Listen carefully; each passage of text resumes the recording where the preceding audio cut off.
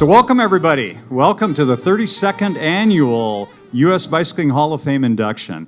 Before we get started, I just want to make sure that you know that all of us in the room, our thoughts are with some of the people and support for folks who were directly affected by the fires in California, both North and Southern California. So some of you more directly than others, but hopefully that everybody is safe and keeping in touch with folks. But for the next 2 hours, we're going to hopefully leave that behind and really focus on the induction here of some 4 amazing individuals and their accomplishments.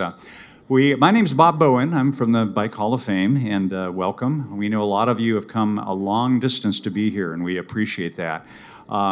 Davis started hosting the induction in 2008, and in 2009 we were awarded the Bike Hall of Fame from Somerville, New Jersey, where it started, and the museum opened in 2010. Some of you have been to the building, and it's that 3-story building that the city of Davis provides to us. And we're so fortunate, with nonprofits and fundraising and the economy.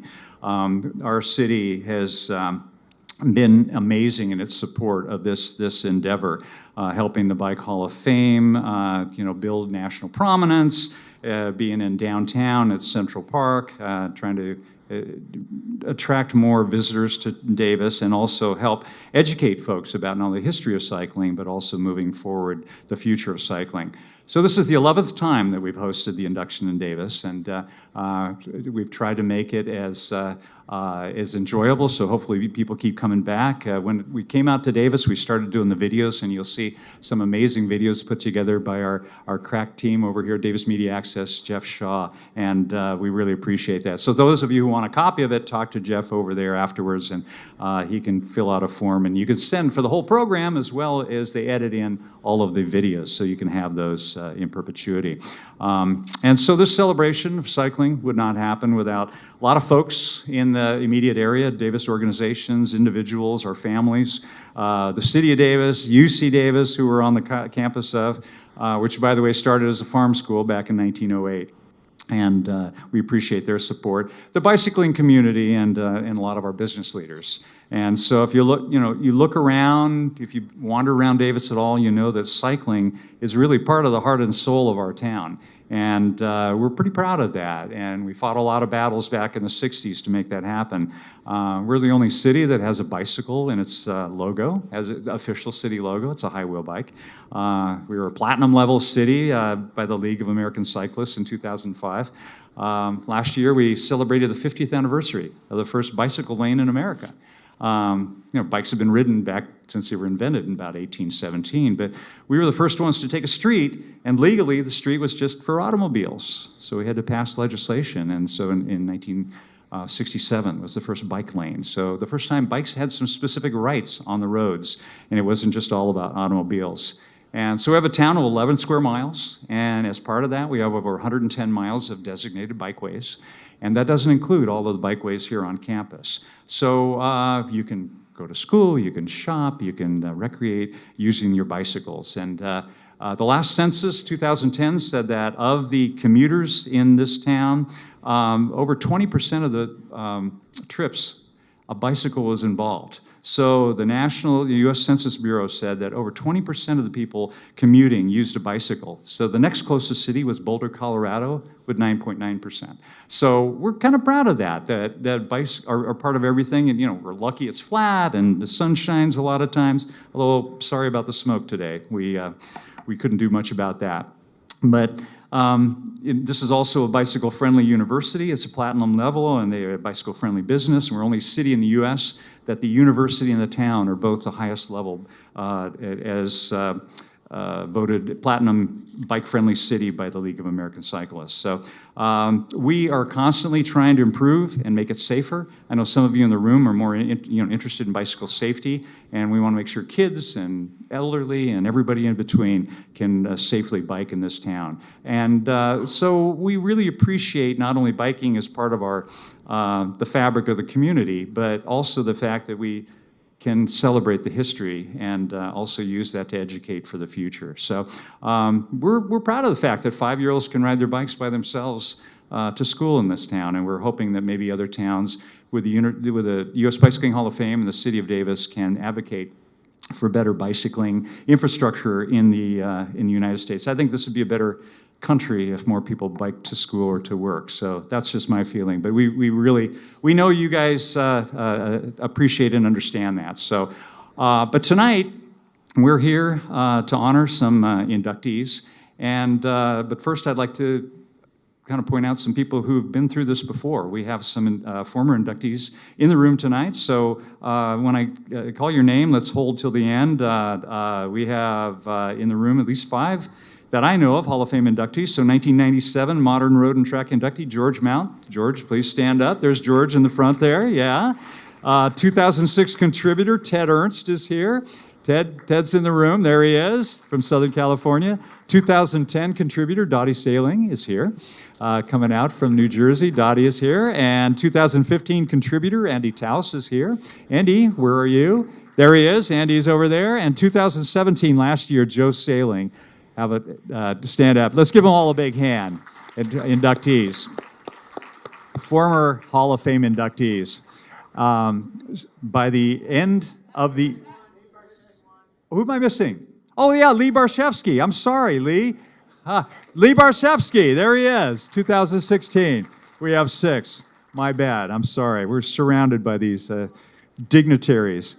By the end of the night, we will have inducted 158 inductees into the U.S. Bicycling Hall of Fame. So we appreciate you guys coming back and joining us. And this year's class will always be known as the 2018 class. And so stay in touch with us. Some inductees, they get inducted and we never hear from them again, but we really appreciate the support and you guys coming back together. And of course, Lee's story will be told as part of Jerry Ash's story a little bit later on. We also have some of the members of our board, the people that help put this organization together and raise money and help organize it. So folks in the house tonight, Deb Schiff from New Jersey. Deb, wave your arm. There she is, Deb Schiff. Peter Nye is here, the historian, the author of... He just walked in, Peter Nye. There he is. Nice entrance, Peter Nye. John Hess from Davis is over here on the board. Wave your hand, John. Manny Carbajal is in the middle there. Manny. Yeah. And, of course, double duty, George Mount, now from Oregon, is also on the board. George is here.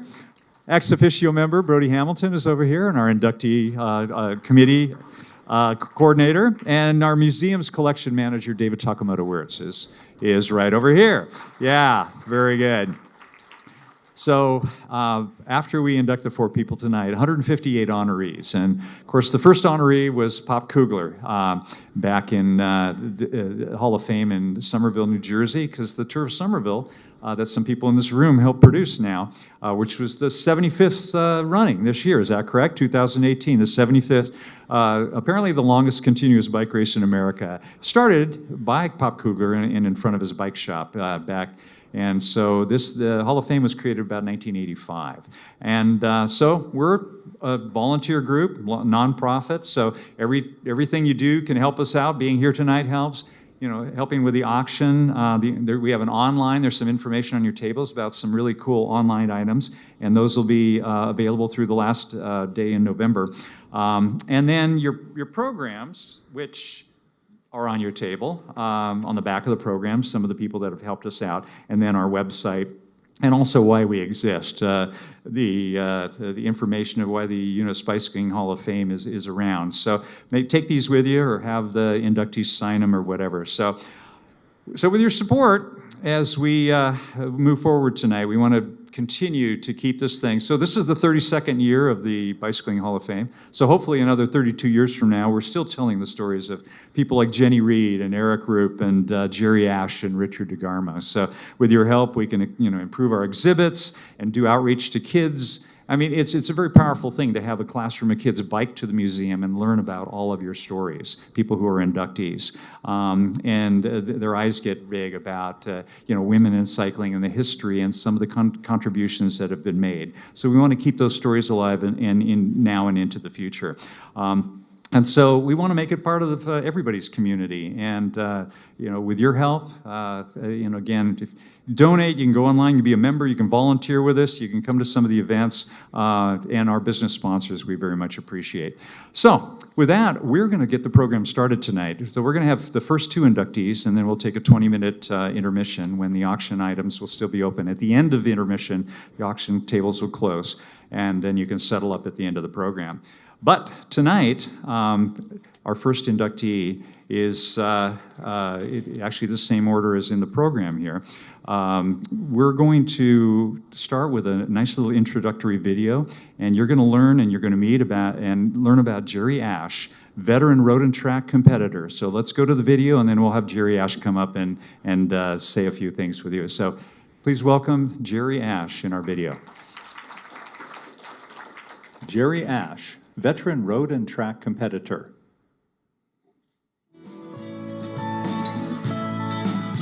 After winning the first 6 competitive races in the Los Angeles area as a novice in 1973, Jerry Ash went on to help establish the U.S. as a world-class sprinting power in both individual and tandem track sprint events. Ash, dubbed the Gentle Giant, had great success competing in the U.S. National Track Championships from 1973 to 1979, and the World Championships from 1974 to 1978 in tandem sprints, match sprints, and kilometer time trial. Jerry Ash was the 1976 to 1977 Rider of the Year at the Trexlertown, Pennsylvania Velodrome, and he also won the International Pro-Am 2-Day Madison with Knut Knudsen in T-Town in 1978. Racing in the tandem sprints, Ash finished second in 1978 in the Munich World Championships, along with Hall of Famer inductee Lee Barczewski. After a controversial crash caused by another team, Ash was injured and his tandem team finished with the silver medal, unable to continue competing for the gold. Ash formerly held the U.S. National Kilometer Time Trial record with a time of 108.3. He was not only a top track sprinter, tandem sprinter, kilo rider, scratch race rider, and Madison rider, he was also one of the top criterium riders in the country. Jerry's biggest accomplishments came on the track. He won 3 national kilometer titles in a row, 1977, 78, and 79. He was an Olympic long team member for the 1976 Olympics and competed in the 1979 Pan American Games. Ash also served as the velodrome manager for the 1984 Los Angeles Olympic Games and has helped produce the Grand Prix of Cycling series in LA. National champion, Olympian, international racer, and now veteran U.S. Bicycling Hall of Famer in road and track, Jerry Ash. Very good.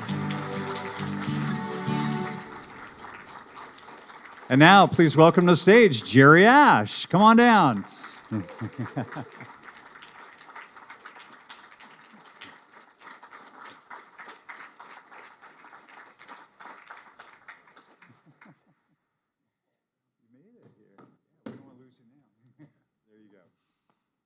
Well, thank you. I wasn't nervous until about 3 seconds ago. I think I'm going to blow it all. I've got to remember my notes. Bob was talking about people being affected by the fires, and I'm trying to put a speech together, and until about 4 hours ago, I didn't know that my house had actually made it through the Malibu fire. I left to come up here with my friend Mike Malikoff, he's running the tour of Somerville along with Joe Sailing. And we've been friends all the way back through T-Town.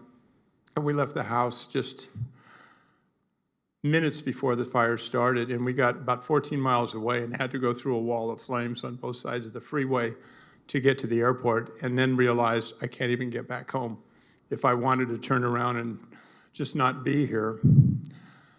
And so the last couple of days have been pretty out there, and I apologize if I sound a little broken up and stuff, but it's been a tough couple of days, and I'm just really appreciative of all the things that I've had, and everything about cycling was in my house. And I'm basically, what you see on me was all I own right now, except a wallet and a phone.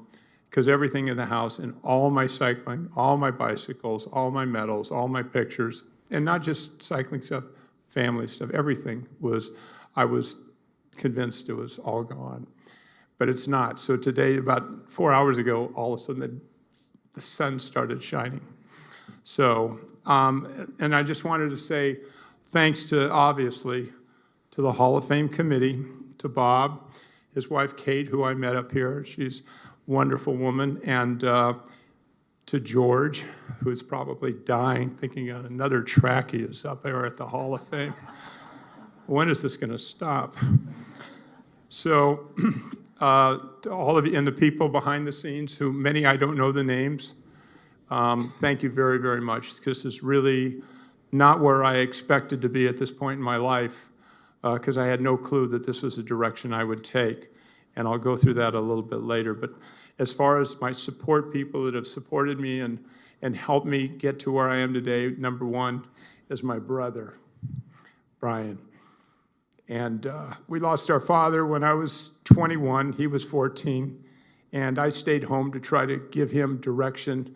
And once he sort of found his way and this and that, now he gave me direction for the next 30 years. He was always there at all the bike races, much to everybody else's chagrin sometimes. They go, oh my God, there's this kid, Jerry Ash's brother's here again. Because he'd get in everybody's face if he didn't like what was going on. And I'd also like to thank Jack Symes. And Jack is a member of the hall here. He couldn't make it. His house burned down just recently, and he's got to go through some issues trying to get that put back together, so he couldn't come. And he was the 1976 Olympic track coach, and he was really the guy that gave me the direction, because I had been doing fairly well. I'd been on a world's team before that, and I'd done a couple of other things internationally, but I really didn't know where I was going and what I was going to do.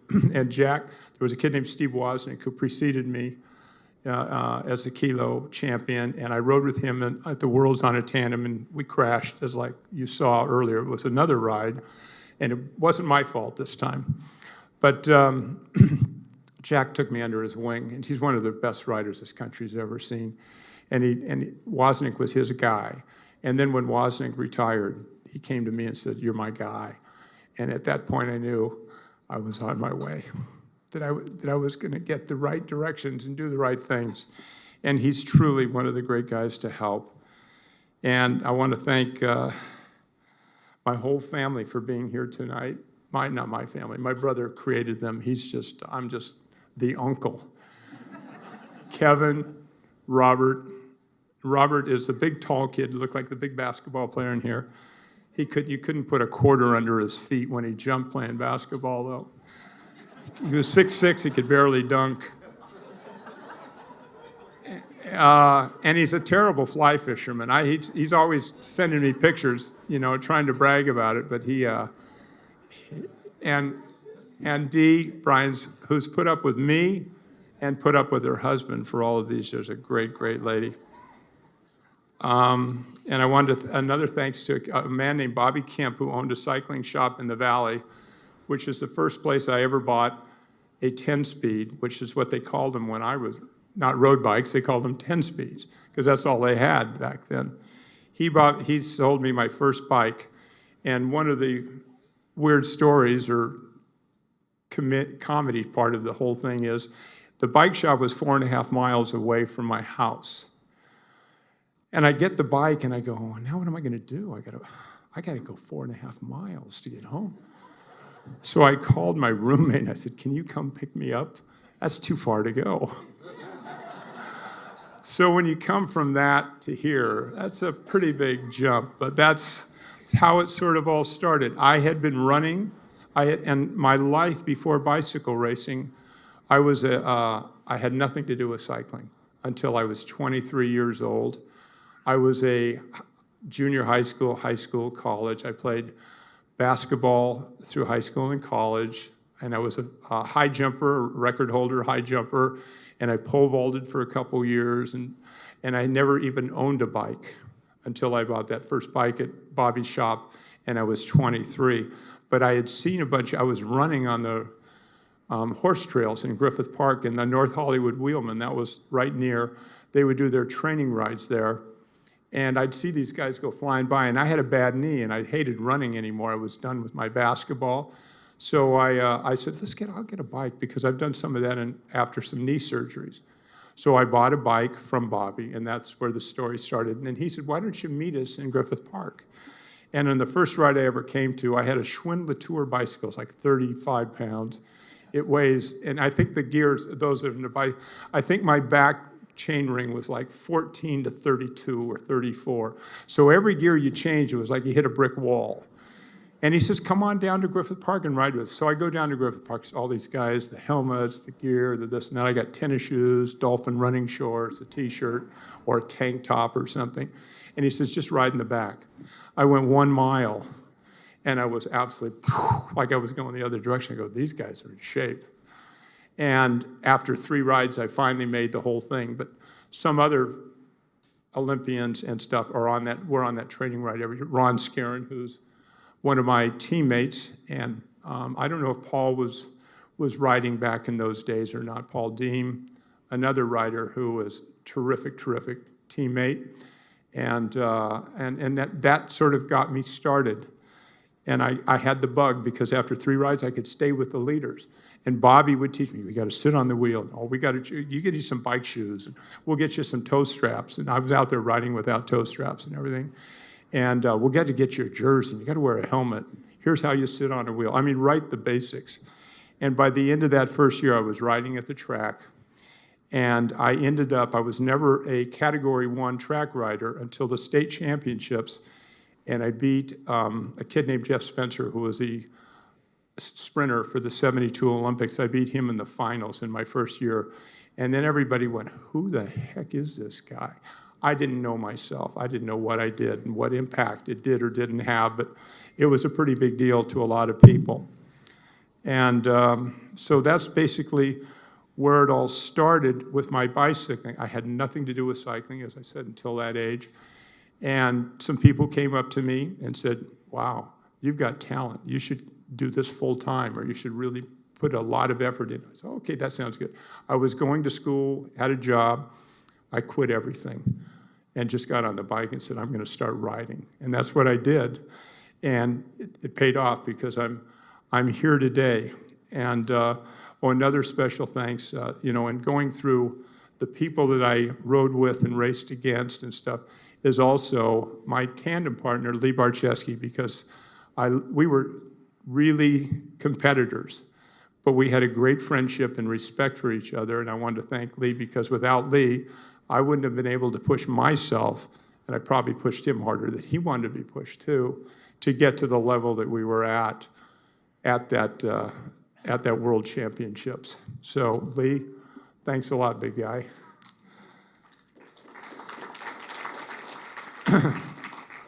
And then as far as some racing memories and stuff, you have your different races. And George Mount was actually down at my house a few months ago. And he was on a ride with a bunch of guys down in my area, and they all came by the house. And George stayed with me for about 4 or 5 hours, and we sat and talked. And I had never really talked or really socialized with George until that day. And it was just funny from his perspective. Do you remember the time that you almost ran me down at Pacific Grove and bumped into me? And I'm like going, what is he talking about? I don't any idea. But that's the road rider versus the track rider. We were used to close quarters at fast speed, a lot of elbows, and it was all part of the game. But there's a couple of stories, and guys have asked me to tell these stories because they've gone through the publications and everything else, and they said, well, you got to tell them about your deer tendons. So I go, okay, I'll tell the story about deer tendons. I made my first World Championships in Montreal in 1974, and the way the format was, you rode the track races, and the next week they rode the road races. Well, I was riding with Steve Wozniak on the tandem, and my competition was over. So I said, God, I got 2 weeks. I can just have a great time. So I'm go to the infield. They got a beer thing there, it's all set. Oh boy, the season's over. It's the Worlds. It said, I can drink. I'm going to have a good time. So I'm sitting there, and I'm feeling no pain. And somebody comes up to me, and they had seen the races, and I have on the front of my thighs these 2 scars.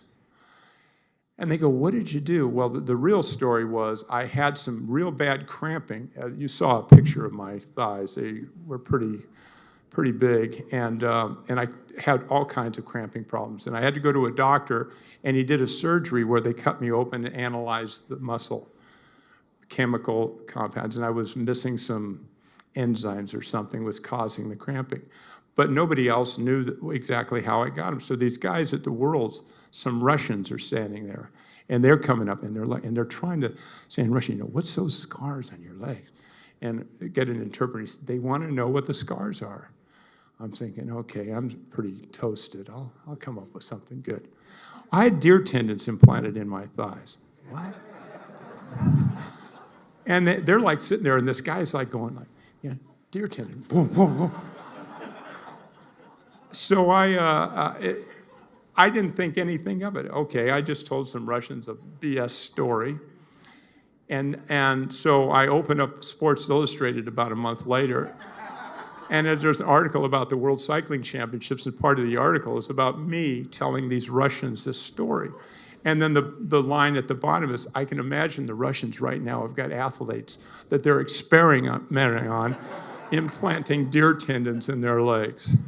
So that's the one. And then I had a big scar on my ankle, and I have a deep gouge in the one ankle, on my right ankle. I got run over by a car in my youth, and I lost a lot of the part of the ankle, but the bone was fine. Everything was impacted was just muscle. And so there's this deep gash and a big scar. People say, what'd you get that thing on your leg? How did that happen? I said, I got that from my chain rings. And they were hurt, so I had it cut out. So when I pedaled, I wouldn't hit my chain rings with my leg. I guess I was, I didn't know how to get serious or whatever. So that's the way I've sort of always been. And I had a lot of fun.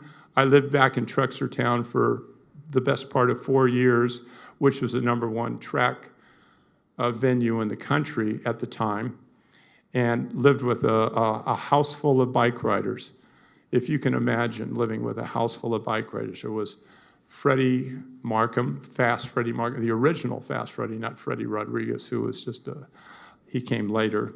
Bob Vey, Nelson Saldana, Gibby Hatton, myself, Lee Barczewski, Mike Malikoff. Mike and I are a little older than the rest of them. And we were told we were there because we were mom and dad. Mike is mom, I was dad. We had to keep the kids in order because chaos ruled. I mean, things that were going on, people hanging bikes from telephone poles where somebody would get up and their bike is 40 feet up in the air hanging there. How the hell are we going to get the thing down? I don't know. Figure it out. So that's basically my story, which is probably pretty boring to most people, but I've lived it so many times. It's just part of who I am, and I just want to thank everybody for what's happening here and for George, Bob, all you guys, and the communication. I guess that might be, is that Jeff Shaw back there? Oh, okay, I was in communication with him, trying to send photos, and he goes, these won't work. I go, well, how am I going to change them? They're the photos of we've got to redo them. So I'm scrambling around trying to figure that out. Thank all of you guys. Thank all of you for attending. And thank you very, very much. You did great. No, you're good. Thanks, Jerry. He'll be telling more stories at the end of the night, so good stuff. Reindeer antler, yeah, tendons. Okay, we're going to get in. We've got 3 more to go, so we're coming up on our second one here, so we're going to bring the lights down and watch an introductory video for Eric Rupe, off-road competitor. Watch the video. Eric Rupe, off-road competitor. Nicknamed Big Daddy, Eric Rupe competed continuously at the highest level as a BMX off-road racer for over 40 years. He started BMX racing in 1974, turned professional in 1977 when he was 14 years of age, and won his first pro race in 1980. My brother and I both got sponsored by this bike shop, and it was great having a jersey. I mean, my goodness, that was exciting. You know, they were red and white, had my name on it and everything. And then, funny because the manager of that bike shop was approached by Ernie Alexander by the Schwinn Bicycle Company about starting a team, a real team. Russ Okawa was managing the bike shop at the time. So Ernie comes to Russ, puts him together with the Schwinn people, and he just takes that Schwinn bike shop team, turns it into the Schwinn factory team. So that was, to be honest with you, the first legitimate factory team in the history of BMX. Rupe competed as a BMX professional until 1990. In 2009, he won the USA Cycling BMX National Championship in the 45 and over cruiser class as an amateur. In 2011, he joined the amateur senior level classification and competed well into his 50s, winning several national age group number one titles. He has won multiple BMX national championships and number one titles sanctioned by the National Bicycle League, the American Bicycle Association, and the United States Bicycle Association. Rupe holds a record 8 ABA national titles. He also competed in many World Championship events, both as a pro and as an amateur. Oh, excellent. That was a good ride. Start was killer. Oh, sorry, that was good. Yeah, You wouldn't have seen behind you, there was like incredible pile-ups before you went into the water. I heard it. Yeah? Yeah. So you can hear stuff like that. Oh, yeah. Even like the crowd were going potty over there. I heard all the bikes. For years, Rupe crisscrossed the country as a racer and team manager for Mongoose and then GT Bicycles, putting on BMX clinics and training camps. In 1988, Rupe was inducted into the ABA BMX Hall of Fame.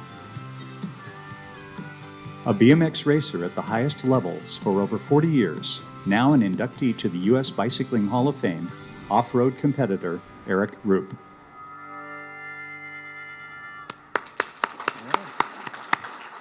You're up. Now please welcome Eric Rupe.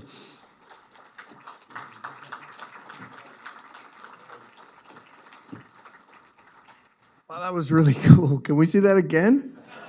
That was awesome. Gosh,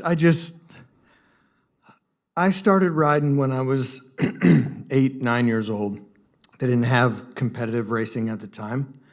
I never thought that I would end up here one day. And I've been doing this nonstop now. This will be the end of my 44th competitive year. I'm still riding now. I'm still competitive. It never gets old. And I have an older brother who I chased after when I was younger. He's part of my motivation for still doing this today, but I have this thing that burns inside of me where I love riding my bike and I love going to the BMX track. I was telling my buddy Mike the other day, I teach lessons every Saturday. I have a class at the track. I do private lessons during the week. I still get butterflies in my stomach as I'm driving from my house to the track to ride. And I do this 5 or 6 days a week, and it still fires me up like I was when I was a kid. And my brother, who used to do this with me, is like, how can you still do that? I don't know. It just is. And I did not think that I would be doing this all these years later when I was winning those championships and on top of the BMX world in my 20s. I never thought that at 55 I'd still be doing it and I'd still be excited and fired up like I was when I was a kid, but it's just there and I love it. But being inducted into this Hall of Fame it's a big deal because it lets you know that other people have recognized something that you've dedicated your whole life to. And I don't do this for recognition. I don't do it for any other reason than I just love doing it. And all the accolades and everything that comes with it is just like a blessing on top of all of it. But the thing that I have recently found, when I say recently, in the last 10 years, is helping the little beginner kids find what I found as a kid. And like I said, I teach lessons every week. I work with new kids. I bring kids into the sport. I help them become riders. And there's so much satisfaction in watching a little kid's face when he didn't know how to make it around the track and you showed him how. And his parents just light up and the kid is just, there's so much satisfaction in that. I never thought that it would mean anything to me to help these kids become what I have become, which is so rewarding. And I've worked with a lot of little kids who started racing. They came up, became top-level experts. They became professionals. Some of them went on to be champion professionals, and now they've gone and retired, and I'm still doing this. And I see some of these guys, and they're like, "You're still here? You're still doing this?" And I'm like, it's what I love to do. I can't help it, you know. I'm not going to retire rich from BMX racing, but I'm really rich here, and it has touched me from when I was a kid until now. I feel so blessed and honored to be here and to be recognized for anything that I did on a bike track. I just feel lucky. I feel like I was, because I didn't have anything to do with this, I feel like I was chosen to do this for some reason, and I want to make the most of it. And, you know, giving back and teaching these young kids is something that I think might be the top of my list on what I love most about racing my BMX bike is helping these young ones. But without my brother and my parents pushing me to do this, helping me to do this, all my sponsors that make it financially possible for all these years, people supporting me to do this. I'm just so blessed. I have some friends here that came to support me, which means a lot. Eric and Janet and Jimmy, thank you so much. And I brought a friend with me, Mike. He has been by my side through racing for I don't even know how many years, but he's traveled with me a lot, and he means a lot to me.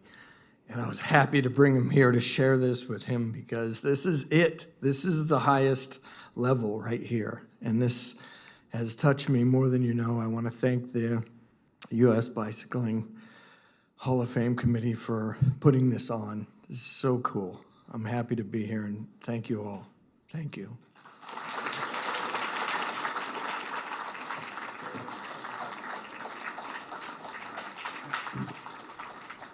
Okay, and now please welcome Brody Hamilton, who's in charge. Brody's still here, right? There he is. Okay, in charge of our induction committee, Brody Hamilton.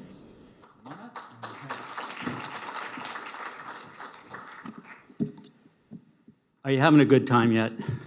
Yeah, okay, good. Well, on behalf of the planning committee, I wanted to welcome you here as well. My face is built in such a way that I can't give you a big Hollywood smile like Bob has. He's got this huge grin, but I'm happy you're here. I'd like to introduce the planning committee. It takes a good 6 months to put this together and pull it off. And I'm so fortunate, we're all so fortunate that the same group keeps coming back and to put these together. So I'd like to introduce folks. First off, Bob Bowen. I'm going to have you stand up if you would so we can give you a round of applause. John Hess, Jeff Shaw, Larry Swanson's not here, David Takamoto-Wirtz, and Kate Bowen. Thank you very much. Until you do something like this, you don't realize the many, many details that are involved in pulling this off, not to mention the 3 or 4 alcohol permits we have to get. And before I forget, we've moved the bar from outside over to this corner, so if you go out there looking for a drink and you don't find it, don't think we've shut you off. It's over here in the corner. Special thank you to Jeff and Bob Bowen. They put these videos together, and they are just phenomenal. You probably, yeah, thank you. You know, Bob works to put the narrative together, and Jeff bugs people for the pictures to incorporate them, and of course that's Bob's Hollywood voice that you hear on each and every one of these. So we put them together not only for your enjoyment tonight, but eventually to have them on our website for a sort of an oral history to keep track of our wonderful cyclists and their history. So special thanks to you guys. guys. I know there's so much time and energy that goes into that, and we really appreciate it. And I want to thank George Mount for leading the bike ride to winners today. It was not the best air quality, and I think as a result there weren't as many people out that there normally are. But thank you, George, for that. People really appreciate that. I know that. Again, Bob had mentioned on the back of the program we have all of our sponsors, so I really wanted to acknowledge them. I guess it's not shown up there right now, but maybe will be, Jeff? Maybe not. No. And a special thanks to Cliff Wine, Cliff family, Feasted Forward for the wine that they've graciously donated for tonight, New Belgium Brewery for the beer that was donated, and Strelitzia Flowers for the arrangements on the table and down here on the DS. What else? I want to thank the Davis Enterprise and Bruce Gallaudet for great coverage, and I think each of the inductees and the welcome package that we gave them last night. There's a copy of the Enterprise and that article in there, so you can have that. And I guess with that, I want to say that we've got on your tables a flyer. We're going to have an online auction in addition to the silent auction that we have going on here. There's some really neat things on here, and it will start on November 15th and go through December 15th. And some really cool things. An Amgen Tour California VIP package, which includes behind-the-scenes activities and a ride-along for one of the stages, and it's really a pretty phenomenal item.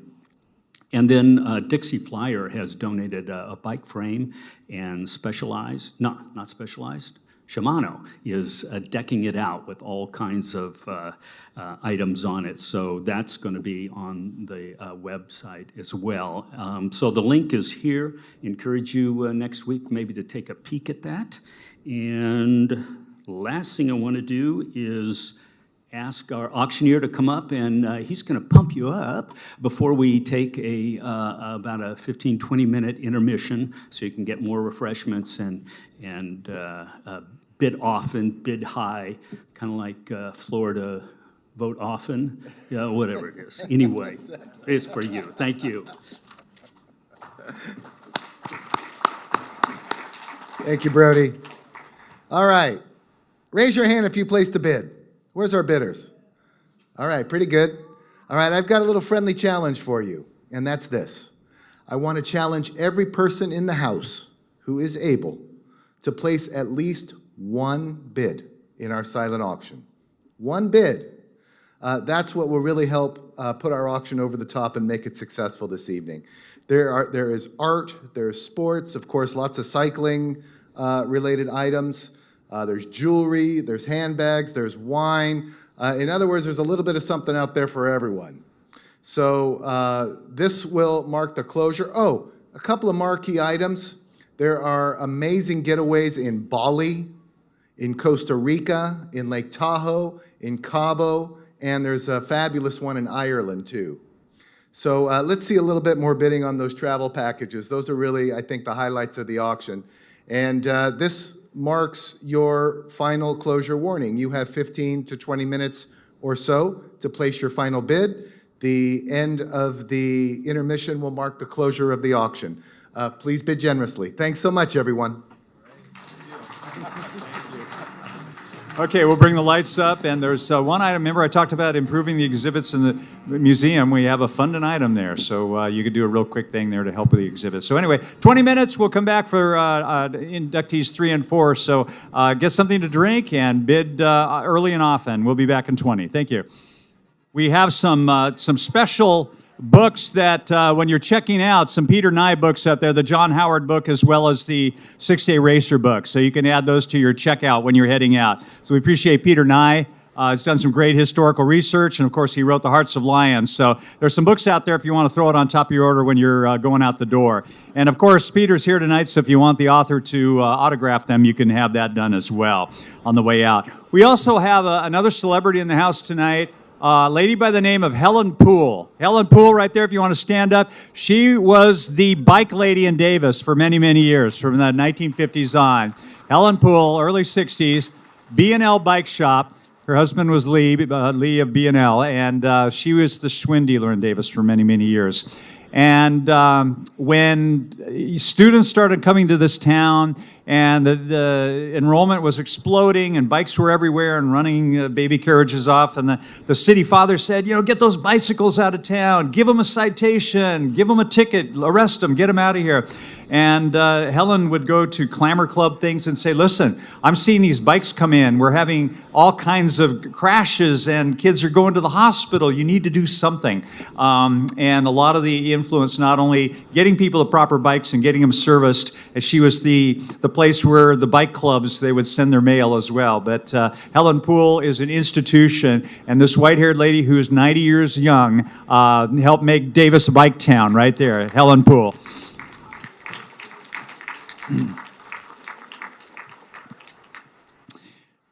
Okay, so after the program, like I said, we want to make sure everybody comes over here and we have your pictures taken with your induction plaques, and make sure inductees take your boxes with them so you protect your plaque. Get it home in one piece, because they're kind of big and they'll rattle around a little bit. So in perpetuity, you're a 2018 inductee to the U.S. Bicycling Hall of Fame. So we're coming up on our third inductee right now, and so Richard will tell you a little bit more, but I just thought I'd let you know that somebody who lived for many years in Austin and then fell in love with a gal and moved to the Ukraine, and to come all the way from Russia to this event tonight has been quite an adventure for Richard. So you'll hear about that in a little bit. But we're going to take the lights down, and you'll see the video. Richard DeGarmo, contributor to the sport. Richard DeGarmo, contributor to the sport.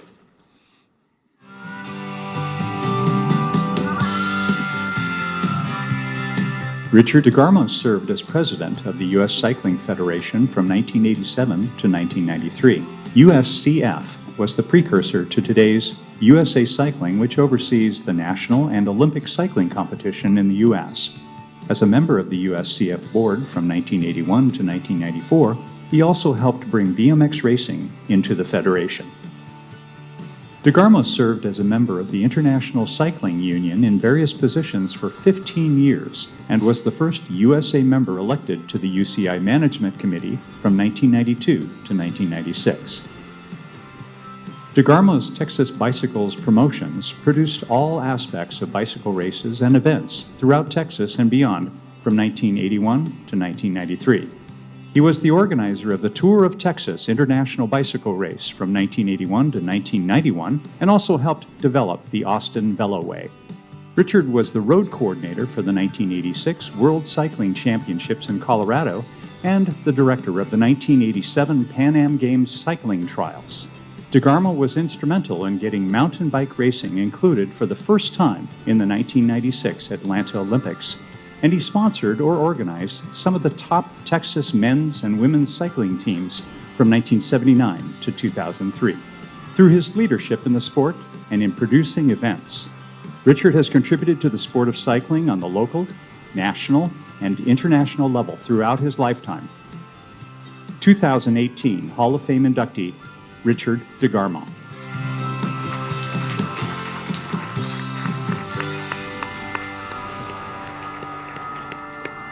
And now please welcome our own Sonny Bono lookalike from those photos, Richard DeGarmo. Come on down.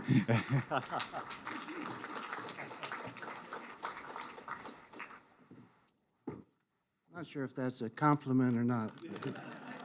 Anyway, I want to tell you something. I want to thank all the members of the Hall of Fame. This is a great honor to me, really amazing honor. But I've got to thank Bob and George Mount in particular.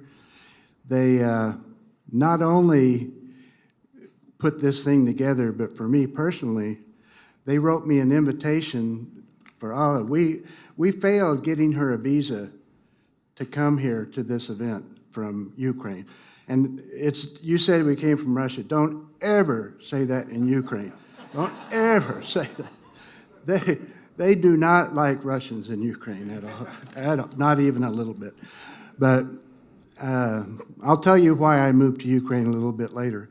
But they wrote an invitation, and Ala is so thorough. She put together, by the way, this is my wife, Ala. Stand up.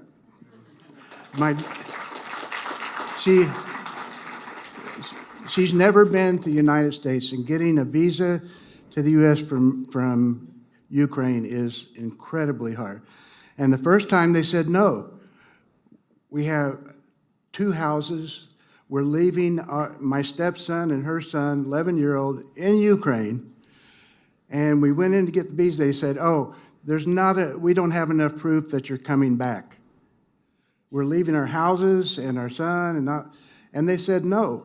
And so I asked them to write a letter inviting her, and I wrote a few things out. And they went in, she went in this time, gave them the invitation, and they didn't look at anything in her book. All this stuff she put together, she spent 2 weeks putting this together. They looked at the invitation, took it in, copied it and everything, said, okay, you can go. So I've got to thank you. That was an amazing thing that you did. But I kind of come from the boring part of the sport, maybe. Not for me, but for you, the boring part. I've never won a bike race, ever. But in 1980, there's an inductee, John Howard, who's an old friend of mine. I knew him in the 70s. And in 1980, I got a call from our Olympic coach, Eddie B., who got on the phone, and I didn't understand a thing he said, so I handed it to Bill Woodall. Eddie's from Poland, and at that point in 81, he wasn't very good with English, so he called and asked me if I could put on a cycling camp for the national team, both the road and the track. They were supposed to go to Mexico City, but it got canceled, and at the last minute, Colorado Springs is not a place to train and march on the bicycle. So John said, oh, call Richard, he can put it together for you. So I had, I think, 40 athletes, 30-something athletes that I was able to put together with the help of all the people in Austin. We found them apartments and furniture and food and all of this stuff, and they came down. It was the start of the Tour of Texas. And that grew into, it grew into a bike race that was for the riders. We had 6 different ESPN or Turner broadcast 1-hour specials. So, we did well for the sponsors, but it was really for the riders. We had 150 men in the field and 100 women. So what I was trying to do is create an atmosphere with the bike race where we would send, at that point in the early 80s, we would send a few riders to a race in Europe or South America or something. So a few riders were getting international experience, but not very many. So this was a chance for a lot of our athletes, and particularly with the women. We had 100 women, but half of them were international riders. And at the Olympics in 1984, 40 of the top 50 women had been at the Tour of Texas. So the women were getting international experience without going to another country and actually being able to race with these famous people. And that was my goal every year, was give them something to do in the spring and get them trained so they can go, if they ever got to an international competition, they weren't totally overwhelmed. They had already raced Jennie long ago, or I have to look at my audience. If you were all bikies, it would be so easy for me if you were all bike racers, because all the things I know are about other bike racers, Greg LeMond and Alexi Graywall and all of these people. So I was writing this thing thinking there was going to be all these bike racers here, and then I look out and there's not so many. But at the point that I started this bike race, I also ran for the board of directors of the United States Cycling Federation, which was the Olympic governing body for cycling. And I got on the board, and I was there a number of years. And in fact, Dottie Saline, who's an inductee here, is here tonight. I don't know, where are you, Dottie? There's Dottie. We were together on there for many, many years, 10, 12 years, and she was one of the most active people on our board. She was amazing. And after being there for a long time, I was a vice president, and I decided I'm going to run for president. This was 1987, and I went to the national championships in Denver, and then I decided to we had our meeting in Park City where the Masters Nationals were. So I drove the back road so I could see the Dinosaur National Monument, I guess, in Wyoming. I wanted to see that. So while I was going to our board of directors meeting in our election, somebody came over to my lane. I had a head-on crash that was not very nice, completely destroyed my car. And I made it to the board meeting just in time for the election, but I was all cut up and beat up and everything, and Dottie was the one that ran against me. So I ended up winning president by like one vote, and she was very upset. She said I got the sympathy vote for being all beat up. But anyway, I got to be president for a number of years, and I also got on the international body. I first got on the Olympic international body, which was called called FIAC, and later on they decided to merge the professionals and the amateurs together. I didn't like the idea. I liked the country idea, and I still do. I think it was a mistake from the very beginning, because having everybody riding for the country, once they made it where all the pros are in there, it was a whole different ballgame. But anyway, that's what they did, and they told us they were doing it.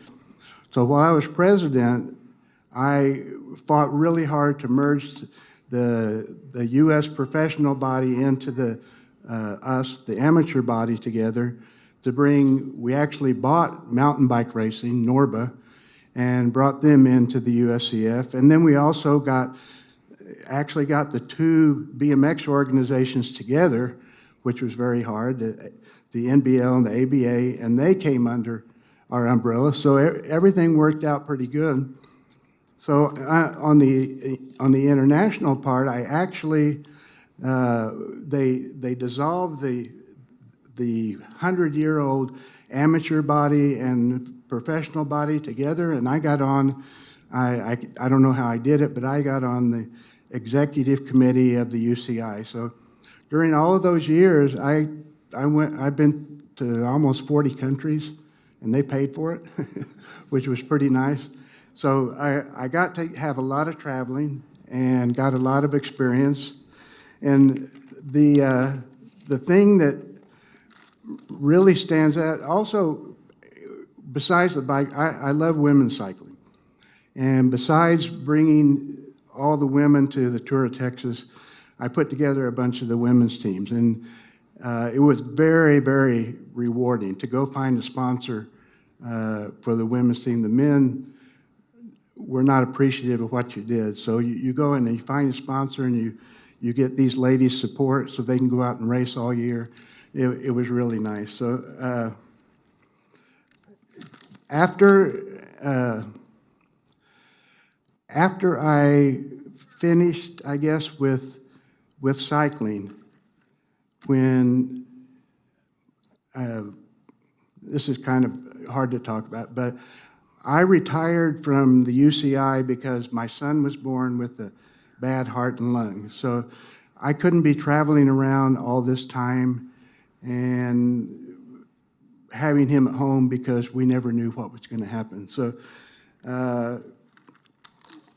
I really felt I had a kind of a black hole. For about 10 years, I felt lost because I was on the international body, I was on the USCF, I was organizing bike races, and all of a sudden it just ended. Like I'm going all over the place all of these years, and then it was over. And cycling was my life. I loved all of these people. And about 3 or 4 years ago, Michael Eisner, who's one of my gurus, who really helped teach me how to put on a bike race, he put on the Coors Classic. He had a reunion and in Aspen. So I came to the reunion, and all of these racers were there, and they were all coming and telling me how much they loved the bike race and how much, oh, you did this for me. And I never even thought about the fact that I helped people, that I actually did something for someone. And I realized, what am I doing? I miss all of this stuff, and I'm like floating around. I don't have any purpose in my life. So I went home and decided, you know, I'm 68 years old. At that point, I was 65, I think. I'm not going to be a couch potato.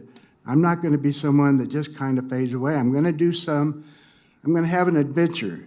I've been to all of these countries. I've seen all these things. Oh, I've got a story to tell. Now remember, Andre Beck is here, and he's part of my story. I didn't know he was going to be here. But Eddie B., our Olympic coach, thanked me for helping him put this camp together and sent me to East Germany in 1981 to the Junior World Championships. Well, East Germany, nobody got in there, and it was pretty cool. So Anjay, Eddie goes, Anjay and Yarek, his brother, are going to come with these 2 big vans and pick up all the riders. So I brought all this big team on the airplane, and we get out of the airplane, and here's 2 little cars. And there's 16 of us. And we look at them and we go, when's the other people go? This is it.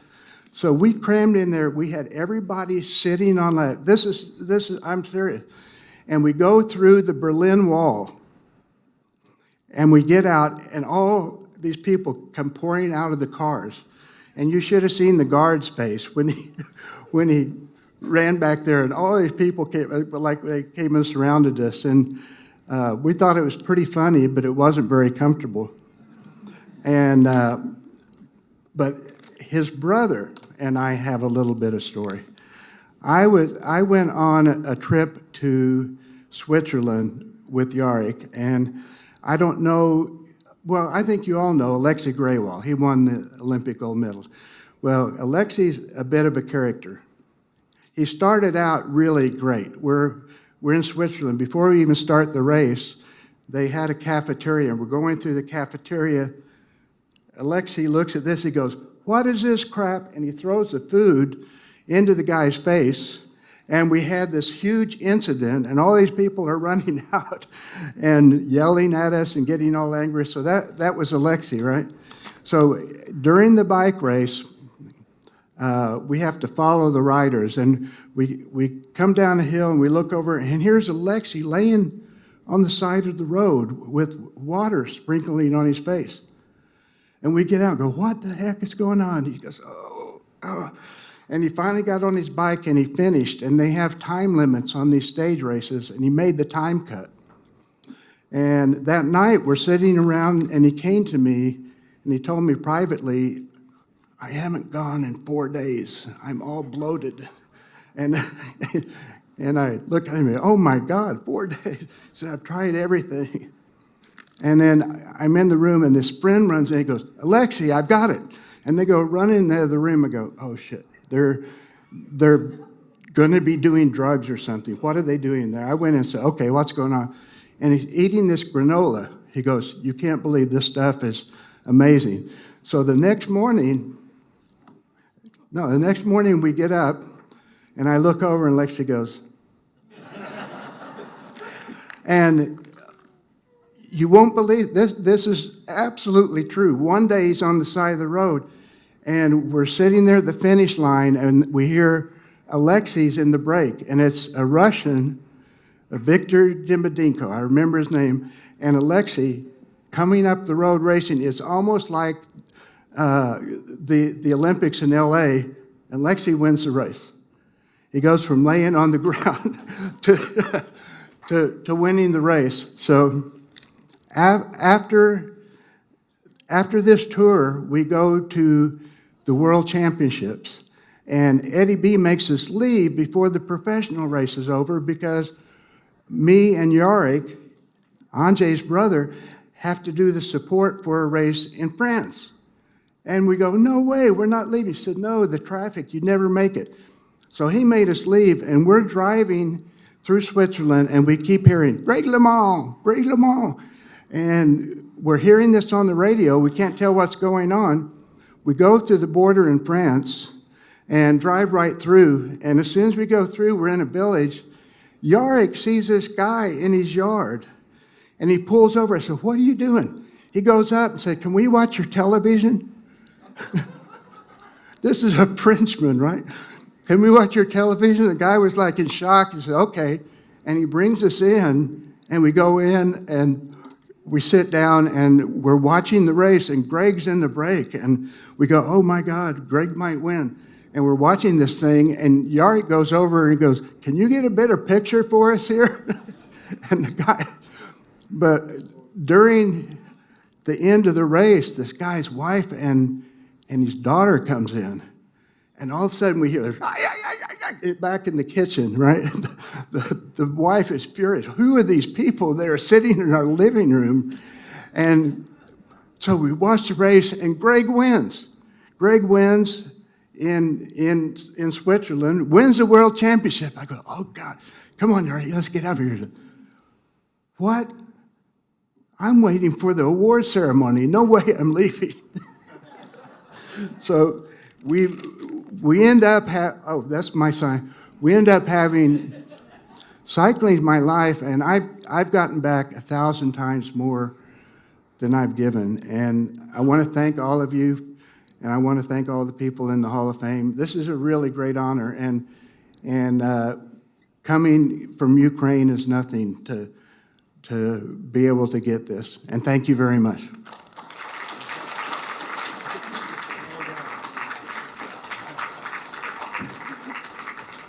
It's just not fair. You have a whole career and you get like 10 minutes. So he'll be telling the stories forever. We appreciate that. And so everybody is part of the Hall of Fame family now. So you're always welcome back. So now we have our final introductory video. And let's meet, up close and personal, Jennie Reed.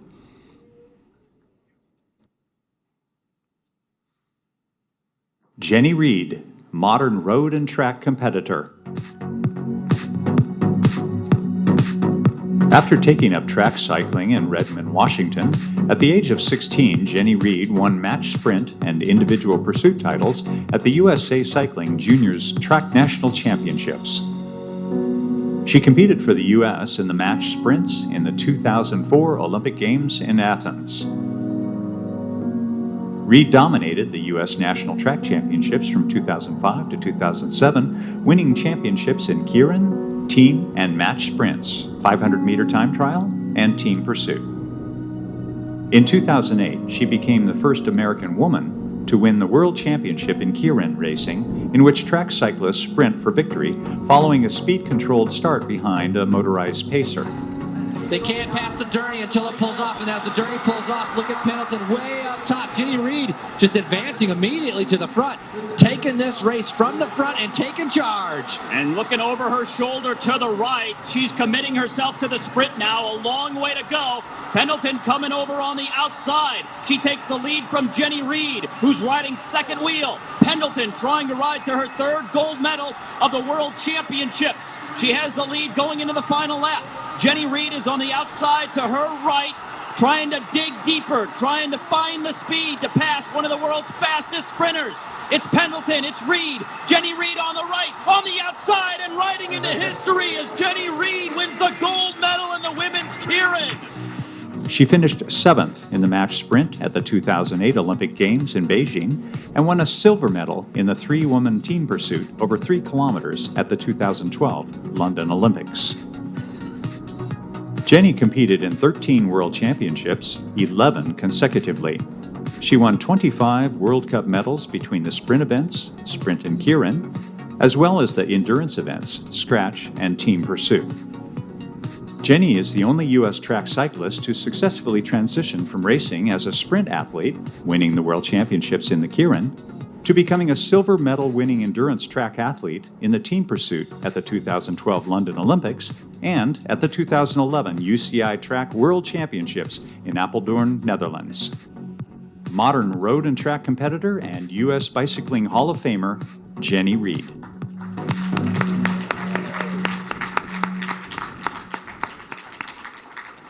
And now, let's hear from the gal herself, Jennie Reed. Come on down.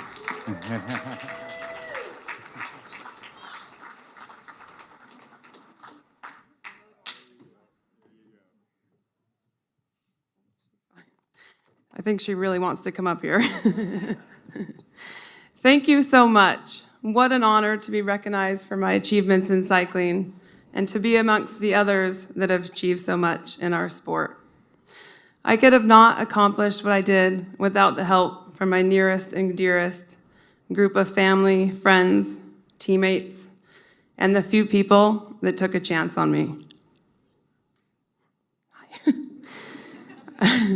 I don't have factual evidence, but I may be the only inductee that loved the ups and downs of the sport, minus Eric, I just found out about him, that stuck around for 19 years competing.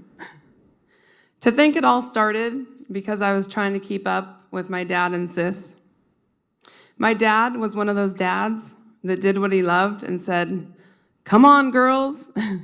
Before cycling, we skied. My dad would take us to the top of the mountain. I remember having to get boosted onto the chairlift, and my ski tips would stick straight up because my legs were still so short. When we were standing in line, we were the only kids, maybe because the sign said, "Caution, icy, icy conditions." But before we knew it, my dad was down the mountain, yelling back up at my sister and I, "Come on, girls." And my sister and I would look at each other like, that's a pretty big drop getting into this run. And then think, well, guess we better go. When we got involved in cycling, it was no different. Only I knew better what to expect, and my sister got stuck doing all the brutal rides in the beginning. I sat back and said, I don't like cycling, mostly because I don't think I like the 60 to 70 mile bike rides. And it wasn't until I found track cycling that I fell in love with the sport. Apparently, my dad set me up pretty well for Olympic level sport. One of the first coaches that took a chance on me,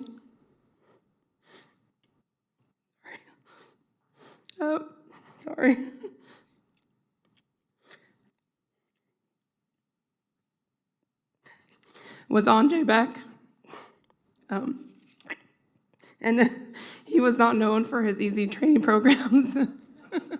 As Marcelo and Johnny are two of my dear teammates that are here tonight. I don't think Andre remembers this, but as a freshman when I was at the University of Washington, one afternoon I got a phone call from Andre, and it went something like this. "Hi, Jennie. This is Andre Beck, National Sprint Coach. You have talent, baby." I started pacing around the room in my dorm room, thinking, this guy has the wrong person. He started talking about going to a World Cup in May and going to the World Championships in Australia in August. And he kept saying, "What is fastest 200-meter time?" And I was too embarrassed to tell him. I was like, I think I've only done one or two ever.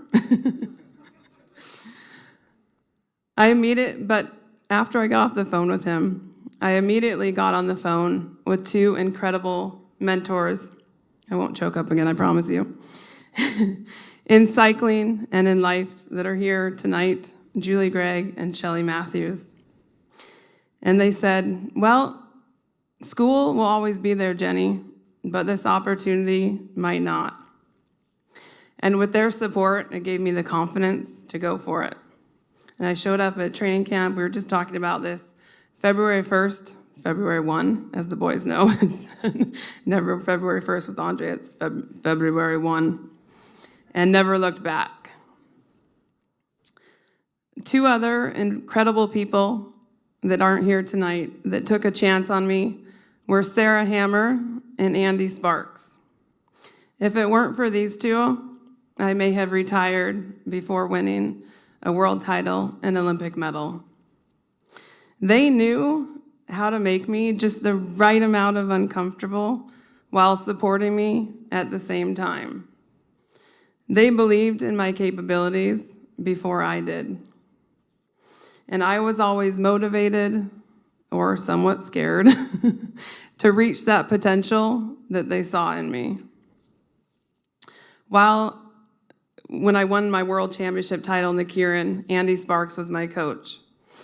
And while I was still training as a sprinter, one day, at the final day of the national championships, he said to me, "Hey, Jennie, so I signed you up for team pursuit with Sarah and Dotsie." And I was like, oh my gosh, how am I gonna do this? But I just threw on some aero bars, pulled on my full-length sprinter gloves, and went for it. And then a couple years later, when I became a somewhat established team pursuiter, they signed me up for a Kieran. It was like the Majorcan State Championships. I don't know, we were training in Majorca, and I thought, are you serious? I'm gonna go out there as former world champ on my freaking team pursuit salmon saddle. I don't know, some of you might know what that is, but it's not a saddle you really want to sprint on. I was so nervous that I would embarrass myself that when I jumped, I put a quarter lap on the field. And they always just knew how to get the most out of me.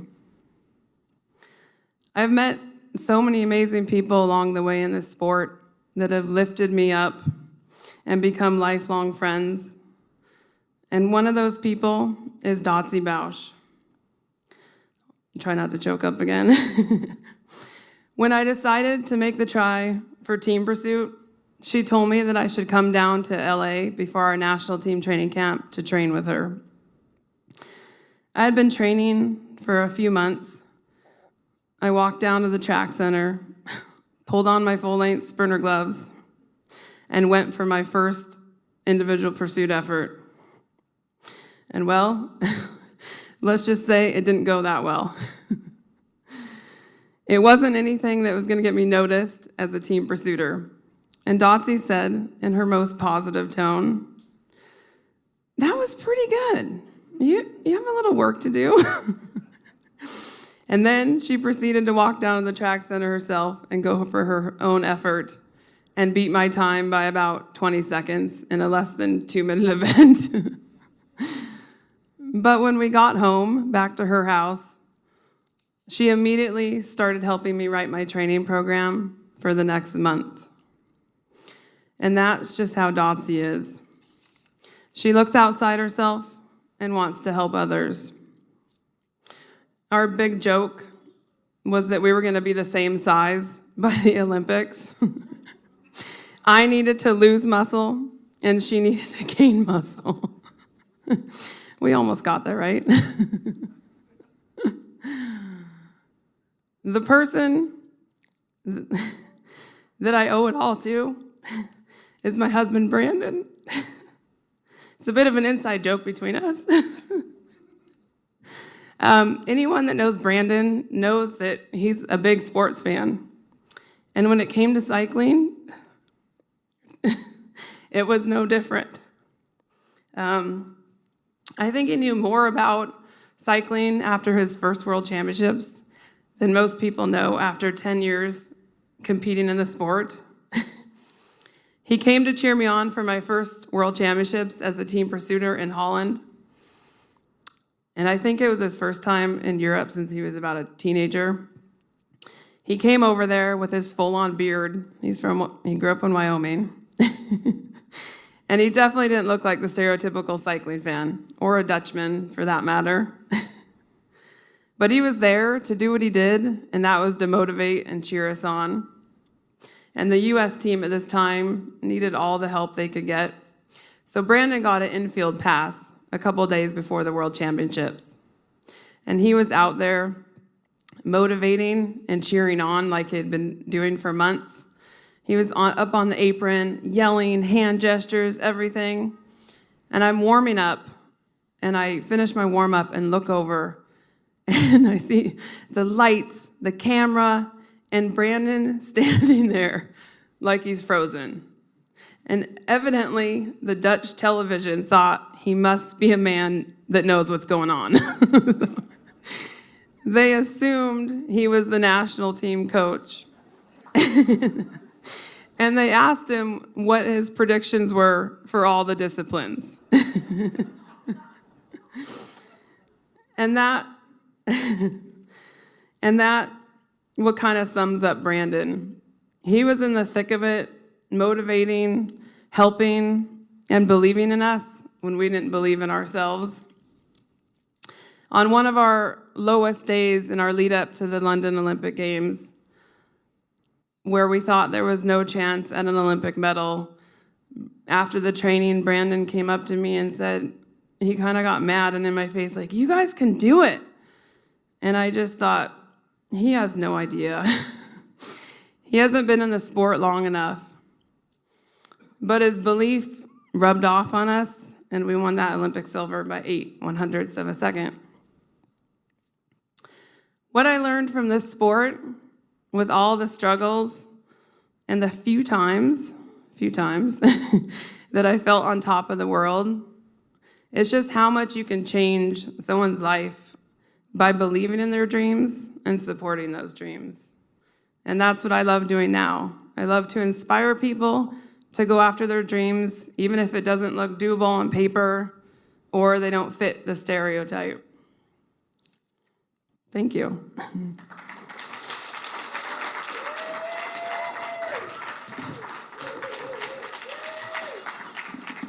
And her lovely daughters stayed awake for that.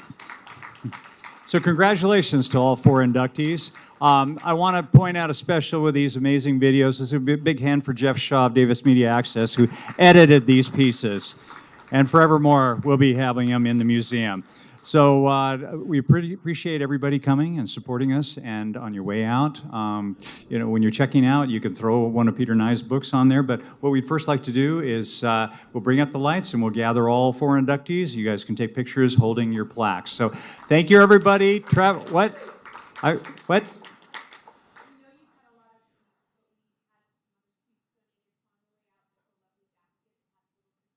Oh, that's right. Insomnia Cookies, local shop that just opened, they wanted to give us a treat, so everybody gets a free little Insomnia Cookie gift for the road home. So safe travels. Thank you, everybody. We'll see you next year. Thank you.